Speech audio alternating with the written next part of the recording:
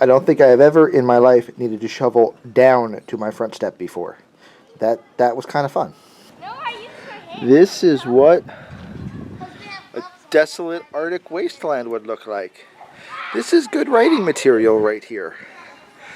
This is unfortunately also what I'm about to need to clean off for the next 20 minutes. And this is the fourth time that we've shoveled this off today. Please note the height of the snow on both sides. It is above the height of my steps, which in fact makes it above my waist. That is a 4.5 foot fence that you can now see less than a foot of. And everything is covered in white stuff. You can see it's still coming down pretty heavily. And at this point, we're supposed to still have about 6 hours more coming. So,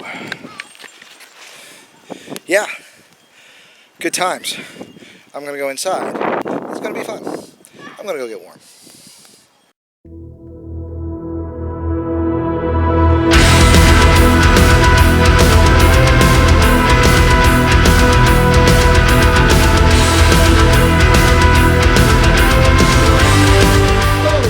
Sunday News. I am Second Class Elitist, and with me this week is Token Gamer Chick. Yay! As you've seen, or as you know, if you're on the East Coast, there's some white stuff outside that is in fact not flocking. Nope. No. Flocking never gets the right texture. No. There's a lot of nope out there too. There's so much nope out there. Nope that has to be shoveled every 2 hours, lest your door ice shut. Yeah. So that's what's been going on most of my day. Not a lot of hobbying going on, and really nobody else here, which is why it's going to be the two of us and not doing any work behind the camera because nobody could make it here because state of emergency everywhere. Yep. So I am, of course, even though I'm done all my shoveling, I am in my blazer, and you are in your pajamas that you've been in all day. Jump pajamas. Yeah. So they're footy too. You guys can't see that, but all of this is the comfy. Yeah. Special shout out to Brittany Gates McFadden. Oh yes. AKA Valkyria, the Red Valkyrie. She suggested this company, and right on. If you want comfortable footy pajamas, some of which even have a hood. Yeah, so this is a good way to go.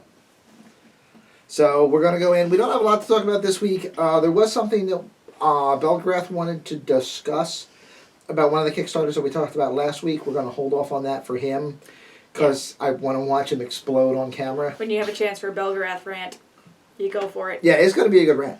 It was almost a good enough rant to actually make him put something up actually on the blog. It was that good. Oh my. So, all right. So, a little bit of Kickstarter news. As far as terrain goes, DungeonScapes Modular Dungeon Terrain. DungeonScapes Modular Dungeon Terrain. Not bad. 4 words. Exactly what it is, though. Yeah. This dungeon is redundant. Could have been 3 words. But there's so much underground terrain. I'm glad they have dungeon, that it's specifically dungeon. And it is very much dungeon. Fixed, moistened block work. It's not rough-hewn. It's not cavern. It's definitely not natural. Yeah. Nope. It's definitely a dungeon. Yeah. Really good stuff. Couple interesting parts about it, though. Yeah, it is very much your typical modular terrain. It's got halls, it's got angles, it's got floors and different things, even insertable doors and windows. But the walls of their standard pieces are what I would call half height. Yeah. They're not very tall, whereas their doorways and their windows, the things you can insert on them, are full height. I can see where that's a big advantage for them as far as saving material, so it's less material for production costs. Yeah, you save about 30% of your materials making your walls, waist high instead of 8 feet high. So. Yeah, so there's that. They're also easier to get your hands in and move stuff around if you have a particularly small model. I love Dwarven Forge. Love it. Have all of it. Getting more of it all the time. But you do have to get your hand in there. Sometimes we even use pencils or everything else like that to get in there behind a model, especially if you have a lot of models in close combat doing a thing. Can get a little crowded, or if you happen to have crazy dynamic bases, Allie. Sometimes. Well, I mean, the dynamic base isn't going to help that much because the wall's half height, but dynamically posed models that are leaning off your base, for example, it'll work a lot better. Yeah, so lots of those things out there. So there's those. However, there's none then of the height to make it imposing or even stackability. Right. A lot of the Dwarven Forges things that you can in fact now layer up in order to do multi-layer things. So, another thing I thought was missing from it was all of the the window dressing, the dungeon tchotchke. None of that at all. So straight up bare bones. You need some walls. This is walls. Yeah. Also, no, I didn't see any just floor tiles in order to make a vast space. It was everything had walls. They did also have floor tiles, but there's no buying the floor tiles by themselves. It's all just in kits, so you get what you get. Which for that, pretty much you're looking at 3 pledges. You got your baseline pledge, which is a $65 buy-in. The sweet spot is $105, and your all-in pledge, which is a double of the baseline one, is $130. So yeah, you're not saving any money with the all-in pledge because it's 2 65s. Still $130. So your best bet is the sweet spot at $105. That one still needs $800 to fund, but that means like 8 more backers, 10 at the outset, or 12 at the outset. Yeah. So pretty sure that one's going to go through. Again, if you're looking for that and you're not already collecting one of the other companies that's on the market, it's not going to be a bad choice. Also, if you're looking for something done, they also offer them painted and unpainted with no price difference. Exactly. So if you're looking for painted wall sections, these are actually going to be pretty good because that 65 is now for the painted kit. For unpainted ones, I think it's a little overpriced because at that point it's about the same cost as the Dwarven Forge sets, but not as much modular capability. Yeah. But definitely, if you're looking for pre-painted stuff, this one's a good way to go. Yeah, right out of the box. Very decent. Looked like at least 3 color. Yep. There you go. Tabletop ready. All right. Next one, already funded, is Have a Nice Dice. I'm the first person to complain about we don't need more collectible dice Kickstarters, and this is one I'm going to throw 20 bucks at. If you had to guess, how many just D6s do you think are in the clubhouse right now? It's one of those how many beans are in the jar questions. Okay, I have 140 of the 12-sided, 6-sided dice. I have 8 blocks of 27 small 6-sided dice. Okay. So that's another 216. Okay. I have 120 standard size dice that are broken into 40 of 3 different colors. And then ancillary ones after that, I'm going to say probably about 600-ish D6. You know, just in case you have a tactical nuclear fireball that you need to launch at something. Or orcs. Yeah, orcs. Orcs. Yeah, Orcs squad. happen. Dump a box of dice. Yeah. So we have dice. We have enough These D6s. are cool. These are Have a Nice Dice. They're smiley dice. And I'm going to explain how this works. The one-sided pip, all of them have a big smiley face. The one-sided is a Cyclops smiley. Doop. One eye. The number 2 is a regular smiley. Doop doop. Number 3, doop doop and a nose. Number 4, doop doop and dimples. Number 5, doop doop, dimples and a nose. Number 6, doop doop, dimples, a nose, and a tongue sticking out. So, really nicely designed, easy dice. I mean, if you're looking for stupid, friendly, you know, beer and pretzels gaming, I don't think you can do much better than dice that look like smiley faces. If you're an absolute jerk-tastic fromage tournament player, they might save you a point in sportsmanship somewhere along the way just because they're funny. If you're like Allie and you can never roll well because the dice hate you, at least these dice are happy to see you while they hate you. That's a good idea. We might need to get some for it. These guys, again, definite sweet spot on this Kickstarter. Oh, yes. Your baseline pledge to get any product, you're looking at $8 for 4 dice. So $2 a die. Mm-hmm. Your sweet spot is $18 for 20 dice. Yeah. $10 more, double your pledge, get 20 dice. Definitely where you want to go. Yep. The all-in, which is the highest pledge level that they have listed, is $32 for 40 dice. Yeah. Honestly, if you want 40 dice, there's not that much difference between 32 and 36. Like, it's not that big a deal. But it's 16 for 10. Yeah. Or 18 for 20. So your sweet spot is definitely 20. If you're going to spend more than $10 on this, spend 18, get 20 dice. Yeah. So, but yeah. It's a nice handful of happy yellow smiley face. They are that classic have a nice day smiley face yellow. Oh no, I just thought of a horrible thing. Uh-oh. Bright yellow smiley happy face dice, and you have banana orcs. Oh, my banana orcs. Your banana yellow orcs. Yeah. So we might need to get like 400 of these now. Ow, come. Okay, so that's pretty much it for Kickstarters. One more almost Kickstarter news. Devil's Run, which you've heard us talk about several times. Route 666. Yes, from Wordforge Games. The Kickstarter finished a long time ago. The backer kit finished a long time ago. They have now sort of relaunched the backer kit in that it is open for pre-orders for product that will be shipped as soon as they finish the Kickstarter and backer kit stuff, which is still scheduled for a March release. Now, here's the little bit of a wrinkle on this, which is why you might want to get in on it.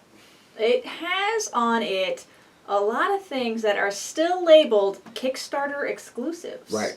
Now, I'm intentionally not going to warn the guy that's working on this that that's on there, so that if you guys want to try to jump in on some of the Kickstarter exclusive stuff that you missed, because this game has literally blown up twice as big in the backer kit as it was during the Kickstarter, and then twice as big again with people going, oh my god, I want this when it comes out. Mm-hmm. Which is, I think, is why they reopened it, because they knew that there was a lot of talk going around. Yeah, this game seemed to be a bit of a sleeper that way somehow. The Kickstarter funded, but then it wasn't until afterwards where suddenly the word of mouth somehow spread like wildfire, and everybody wanted in after the fact. And even still, like, to say that it funded at like £30,000, like 50 grand, which was so much more than what they were originally asking for. Mm-hmm. Like, this game started as a board game with 2 factions and now has like 7. And is expanding quickly into all kinds of different avenues of this universe. Yeah. In fact, they've just announced a RPG is going to be being produced as well. So, not that we normally cover RPGs, but if you're into this and also want to get more backstory on the models, because you know anytime that you have a tabletop game and an RPG that both publish material, the RPG always has more space for backstory because it needs less space for rules and stuff. So, fluff. Yes. So, definitely you want to jump on that. Also in there is, and I'm only going to throw this up because I had so many people ask me about it, if you are interested in getting the novella for Devil's Run, Fallen Angels, the novella is also up in the pre-order. So if you're in the UK or anywhere in the EU, you can pick it up nice and cheap. If you're in the US, it's honestly going to cost you almost as much to ship the book as it is to buy the book. So you might want to just get the game and add the book onto it. But good stuff. Put it all in the same box. You're good to go. Yeah. It's a good book too. All right, so on from that, we're going to go to some Malifaux news. Malifaux! Hello, weird. Monday preview. Oh, and this one, so pretty.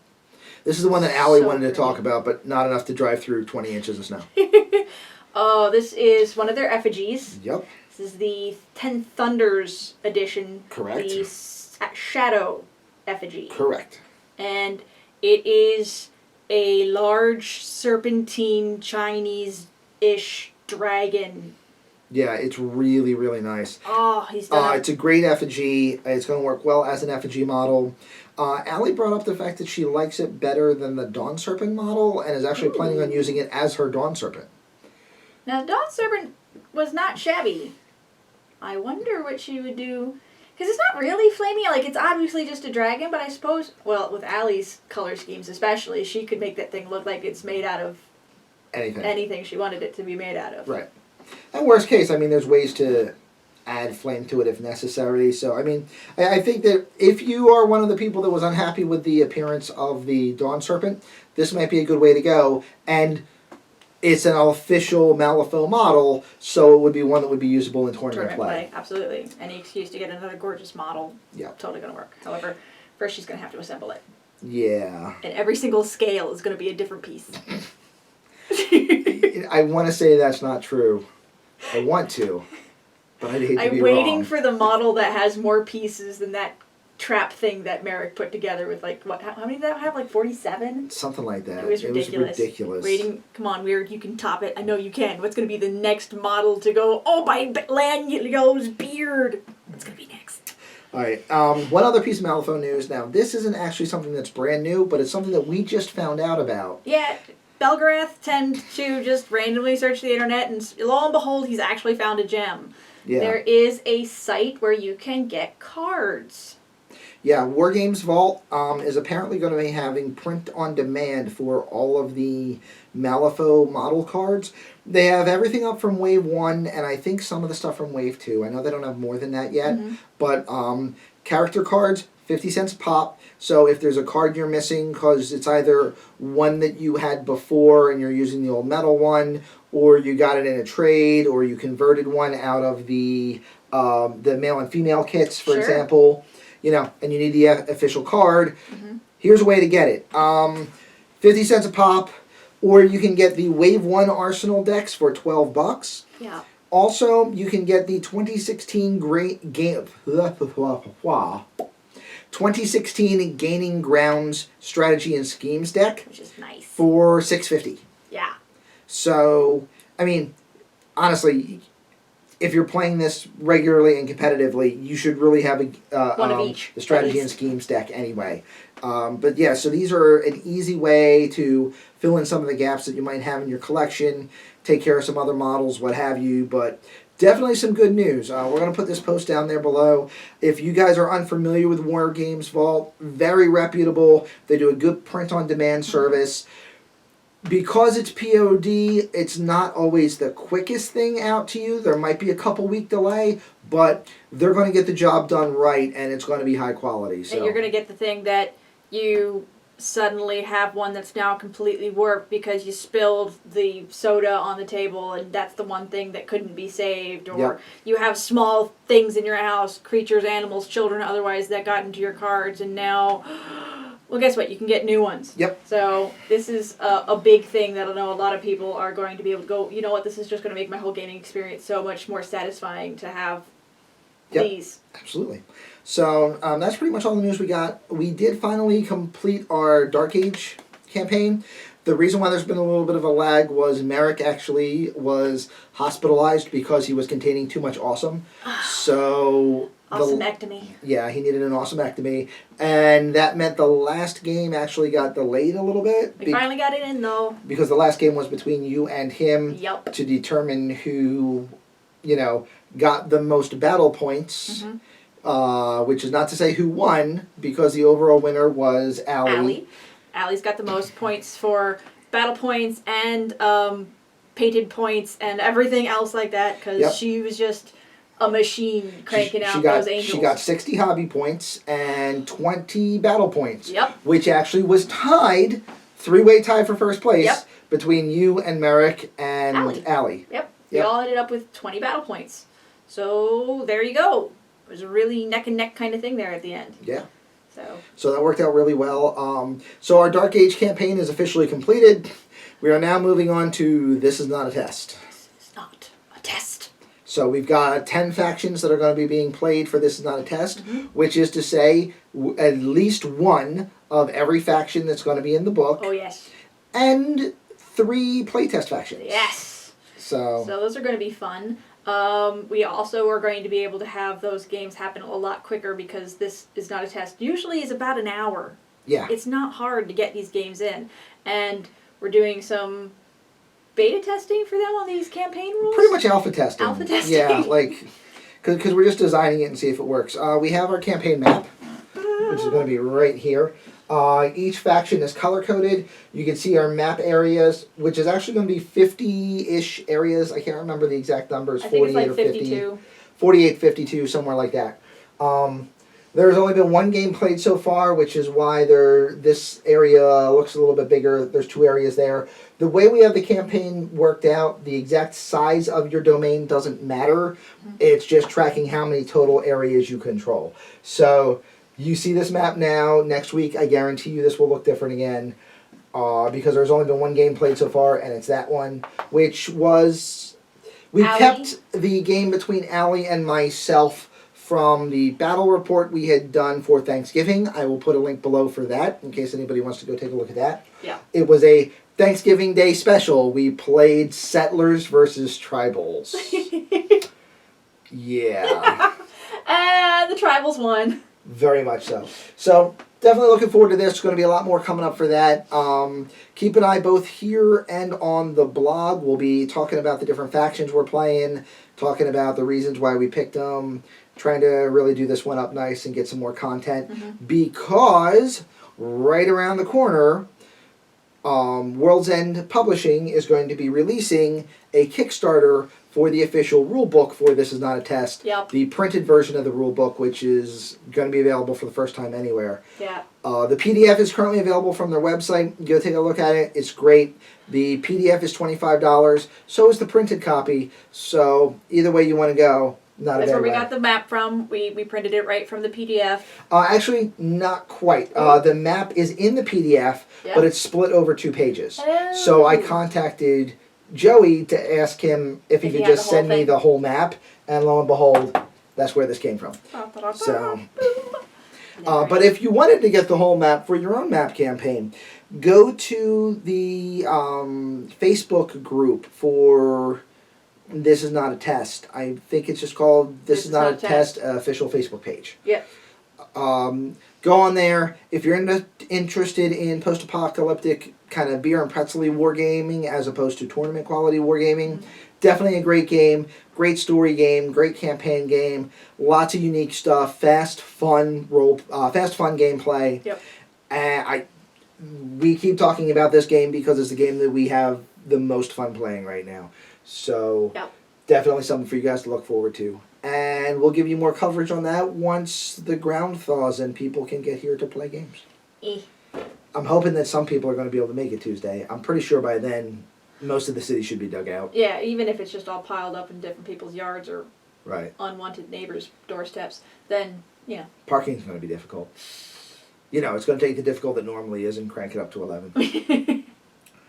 Yeah, careful with the stupid out there. Yeah. So anyway, that's all we got for this week. Stay safe, stay dry, Stay warm. stay warm, get your painting, layers. Remember layers. See what I did there? I see what you Painting. did there. Layers. Stay warm, layers. Yeah. Yeah. All right, folks. We're going to go and make sure that we can actually exit the house tomorrow. I got to go shovel for the 5th time because, you know, the fact that I've done over 20 inches of snow already. I just checked before we started filming, which is 2 hours since the last time I shoveled, and I got another hour. I've got another 1.5 inches out there. So, yeah. Yeah, and it's supposed to keep snowing until something like dawn. Yay! It's going to be fun. So anyway, thanks for tuning in. Hope you had a good week, and we'll catch you next time. See ya.